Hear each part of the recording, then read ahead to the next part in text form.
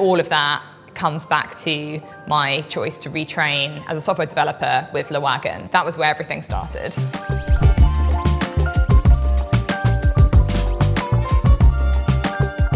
My name is Harriet Oughton. I'm a senior software developer at Zivio, and I did the Wagon part-time web development bootcamp about 4 or 5 years ago in London.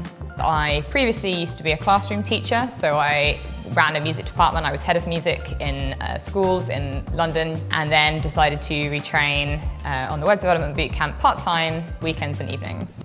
I had the idea of building tech tools that would help classroom teachers, because classroom teachers have a big problem, particularly in the UK. They're overworked. The skills that we learned were really practical, hands-on coding skills, but we were doing exactly the same things that I then did as soon as I started my job. We focused on Ruby on Rails in the bootcamp, which is great. It's such a lovely framework because it's really easy to get hold of straight away. So you're seeing results immediately, straight away. You're able to make your ideas reality very quickly. And as a senior developer, I've got quite a lot of responsibility and agency, and I can really help to shape where things are going, which I really love.